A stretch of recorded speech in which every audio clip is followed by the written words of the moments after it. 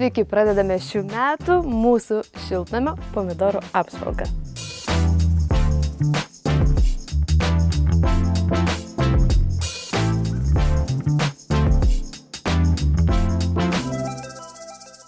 Aš esu Lina iš apželdinimo kursų Geltonos karutės ir kiekvienais metais darau mūsų šiltnamio pomidorų apžvalgą. Tai ir dabar mes netrukus praeisime pro visą šiltnamį, pasižiūrėsime, kas šiemet pas mus augo ir kaip sekėsi. Kaip visada, kažkam labai pasisekė ir turim didelį gražų derlių, o kai kur turim pastebėjimų ateičiai, kad gal vis dėlto ir nevertėtų auginti. Tai keliaujam į mūsų šiltnamį.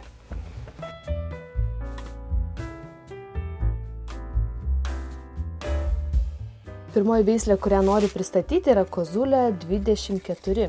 Kozulė tai Ana Jankovska, Lenkų garsi pomidorų selekcininkė, o pabandysiu aš čia jį nuskinti, kuri yra išvedusi daug puikių pomidorų veislių. Tai čia yra 24, paprastai jos vadinamos numeriais. Štai pasižiūrėkit, koks puikus pomidoras. Kaip matosi jau iš karto, kad mes turime tikrai nemažą derlių, užsirišo didelės stambių pomidorų kekės ir skonis yra jų nuostabus, tikrai vertas įsigyti, vertas auginti, rekomenduoju. Štai Sorento mes auginame jau nebe pirmus metus, irgi matosi derlius nemažas, tai tokie šviesus. Tokie avietinės spalvos pomidorai, taip pat stambus, kaip aš labai mėgstu. Ir atkreipkite dėmesį, kad pats keras nėra labai aukštas, vadinasi, jis yra riboto augumo, tai neužaugs tokios didelės džiunglės, kaip būtų su kokiais nors black cherry, bet, kaip ir matėte, derliaus yra pakankamai ir patys pomidorai yra tikrai skanus, tai Sorento mes auginam kiekvienais metais. O štai šitas yra Fox Nose. Jį tikriausiai prisimenate iš mano pernai metų pomidoro apžvalgos. Labai įdomi forma, tokia siaurėjanti, tarsi lapės nosis, išvertus tai pavadinimas ir reiškia. Ir nuostabus minkštimas, šiek tiek toksai tvirtesnis, bet vis tiek sviestinis, mėsingas, šiek tiek salstelėjusio skonio ir nuostabus pomidoras. Mes jau auginame jau šiais metais 4 krūmus. Sakyčiau, lapai tokie tikrai linkę ir pasirgti, tokie tarsi jau ir ligoti, na vis dėlto antra vasaros pusė ir apskritai netrodo labai laimingi, bet kita vertus vis tiek pomidorų mes turime gausų derlių ir nepaisant to, kad krūmas netrodo labai laimingas, Fox Nose mes turime visada. Ir įdomus faktas. Jeigu jūs padarytumėte pomidorų sultis iš Fox Nose, tai jos būtų tokios oranžinės spalvos. O štai šie izumrudnojo jabloko yra jau žalios giminės pomidorai, labai švelnus, minkšti, sviestiniai ir iš tikrųjų įdomus, ypač salotose, todėl kad jie turi tą įdomią žalią spalvą. Kaip ir malachitovoje škatulka, na čia jau beveik paskutinis pomidoriukas iš jo. Nuostabus, fantastiškas, odelė tai galbūt šiek tiek yra kietoka, bet lengvai nusiema, bet skonis jų tiesiog dieviškas, dangiškas, nemoku kitaip ir papasakoti. Jis irgi priklauso žaliųjų pomidorų grupiai ir ne veltui yra labai populiarus tarp įvairių pomidorų augintojų. Atkreipkite dėmesį, kad tiek šita malachitova škatulka, tiek ir pirmiau mano parodytas, jie irgi yra, sakyčiau, gana žemo augumo, na bent jau riboto augumo. Jie neauga ir džiunglių šitam šiltnamį neformuoja, taigi turi ir ribotą derlių. Palmyra šiais metais, na, kažkaip nenustebino, todėl kad gana maži vaisiai. Kita vertus, to derliaus yra visai nemažai. Ir jeigu mes norim konservavimui, džiovinimui pomidorų, kurie yra šiek tiek sausesni, Palmyra tikrai nenuvils.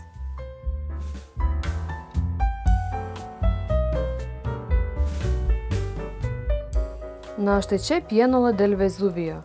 Itališka veislė, kuri labai gerai išsilaiko ilgą laiką. Gana tvirti, kietesni, labai saldaus skonio pomidoriukai. Ir tiesą pasakius, kiekvienais metais mes vis galvojame, ar auginsime juos dar, todėl kad Visada lapai atrodo pavargę, tarsi kažko jiems trūksta, tarsi kažkas negerai, bet kiekvienais metais tų pomidoriukų derlių mes turime. Taigi, kai auginate pomidorus, žinokite, kad skirtingos veislės skirtingai reaguoja ir gali būti, kad viena stovės šalia puikiai atrodanti, o kitos lapai bus tokie tarsi pavargę ir nieko tokio. Svarbiausia, kad gautumėt derlių. O štai čia ponderosa. Ponderosą irgi mes auginame kiekvienais metais. Pasižiūrėkite, kekė po kekės. Ir dar pasislėpia. Ir dar. Tikrai puikiai užsimezga gana sveikas tas krūmas. Tik tiek, kad atrodo, kodėl tie pomidoriukai žali. O todėl, kad jie yra žieminiai. Mes juos valgome net ir vasarį, net ir kovą. Kartais būna, kad mes sėjam pomidorus, o ponderosą dar vis valgome. Taigi, jeigu norite išsilaikyti kuo ilgiau pomidorų, tai ponderosa yra tikrai puikiai veislė. O štai čia mūsų tigriukai. Šiai veislei būdinga tokia dryžuota oranžinė ir raudona spalva. Minkštimas sultingas, švelnus, tai galbūt ne patys geriausi pomidorai džiovinimui, bet jie iš tikrųjų labai smagaus dydžio, jeigu reikia kažkur išsinešti, ar į kelionę, ar įsidėti, tai visada jie puikiai susivalgo.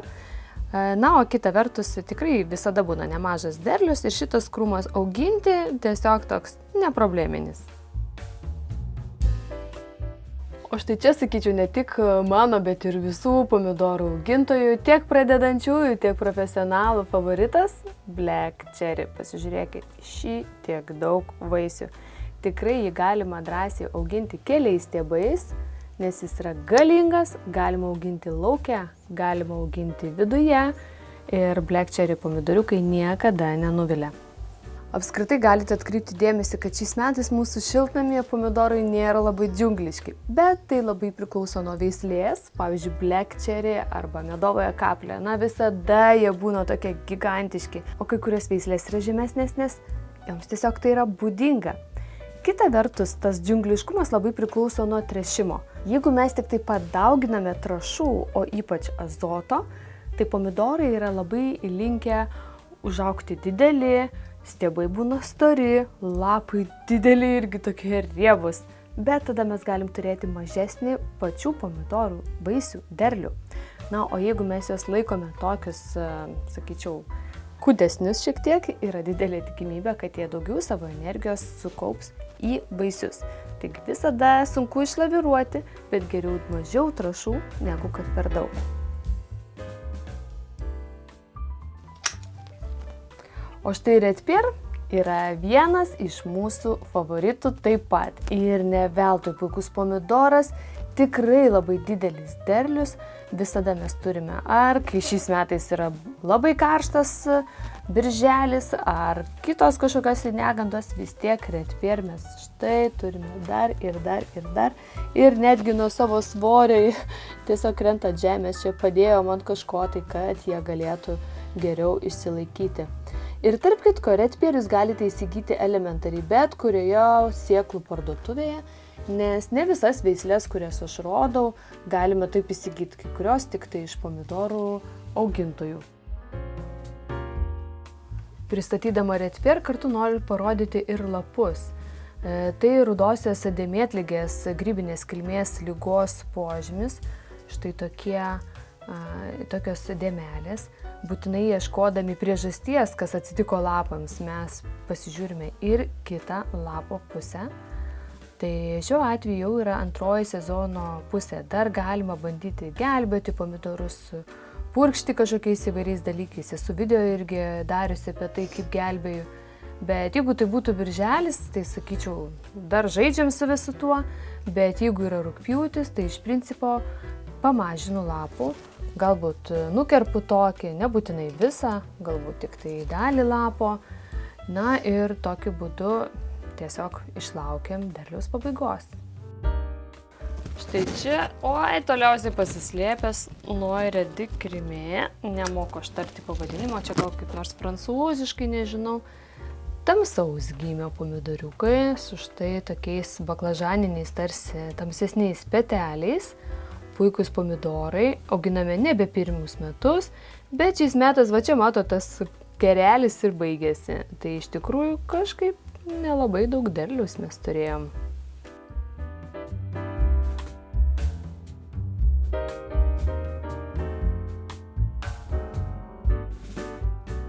Pomidorai Kazanova kiekvienais metais mums dovanoja labai didelį derliaus kiekį, labai didelį. Šitie pomidorai yra gana sausi, dėl to jie tinka džiovinimui arba jeigu konservuojate į stiklainiuką, galite taip stačiai vieną prie kito sudėti. Bet šiais metais jie pas mus nebuvo laimingi ir tai rodo tam tikri ženklai. Viena vertus mes matom va tokias viršūnėlės, kurios yra tarsi susausėjusios, tarsi neprinokusios iki galo. Ir kita vertus, aš jau pasidėjau net atskirai, štai matome tarsi papuvusias tokias galiukus. Tai yra kalcio, kitoj vietoje yra kalio trūkumas. Ir šitie dalykai atsitiko nebūtinai netgi dėl to, kad tų maisto medžiagų trūko, o galbūt dėl to, kad buvo itin karštas birželis ir pusė Liepos ir tada negali pomidorai pasisavinti tų maisto medžiagų iš dirvožemio, net jeigu jų ten yra. Tai jeigu jūs dedate papildomų trąšų, mes dėjome, tai reikia tai daryti dienos pabaigoje, kai jau yra vėsu, kad galėtų tų medžiagų pasiimti tiesiog. Na štai, derlių bet kuriuo atveju mes turime vis tiek didelį, bet, kaip sakant, trūkumų šiokių tokių buvo. Veislė Lucy Gem, kaip sufleruoja pavadinimas, yra tarsi brangakmenis. Tiesą pasakius, jie nėra paties geriausio, išraiškingiausio skonio, jeigu aš jau taip atvirai su jumis. Bet grožis tai tikrai yra įspūdingas ir visada lėkštėje atrodo fantastiškai ir vien dėl to mes bent vieną Lucy Gem kerą visada auginame savo šiltnamyje. Derlius irgi nėra itin didelis, šitoj tai kekė atrodo nuostabiai, bet toks tikrai kaip brangakmenis. Daug nereikia, bet tik tai vieną kitą dėl grožio.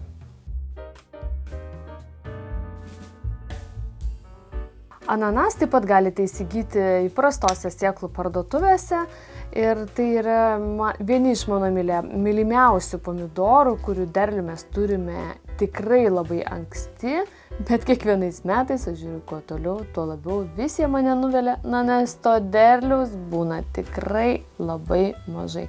Nuostabus minkštimas, sviestinis, net marmeladinis ir labai gražių spalvų, bet tikrai derliaus yra mažai. Jeigu turite mažą šiltnamiuką, tai gal rinkitės kažką kitą. Pomidorai Homestead yra fantastiško skonio, bet paprastai mes irgi turėdavom gana nedidelį derlių, nes jie ir neužauga labai aukšti, ir šiltnamis neatrodo džiungliškas. Bet šiais metais mes turime nuostabius Homestead pomidorus ir aš negaliu skųstis. Tikrai dideli, gražus, klasikinės raudonos spalvos. Šiek tiek kai kurie suplokšti, kai kurie šiek tiek tokios širdiškos formos. Puikus, nuostabus ir štai matote, nei kalio, nei kalcio trūkumo ženklų nėra.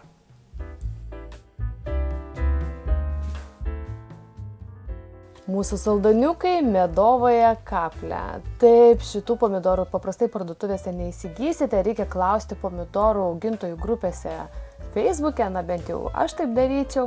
Mes pasidauginame jų patys, tai štai pasižiūrėkit ir čia, ir čia, ir čia. Ir saldaniukai, sakau, nes tiesiog labai skanaus, tokio saldaus poskonio.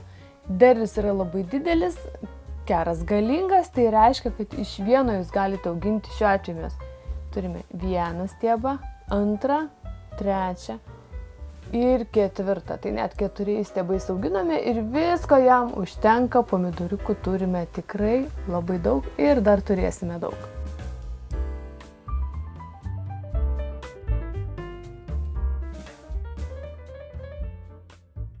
Šie metai bent jau mums tikrai nebuvo patys dosniausi ir patys sveikiausi pomidorų klausimų.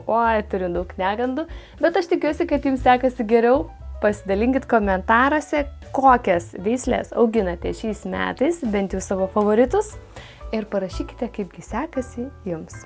Ačiū, kad žiūrėjote šią pomidorų veislių apžvalgą.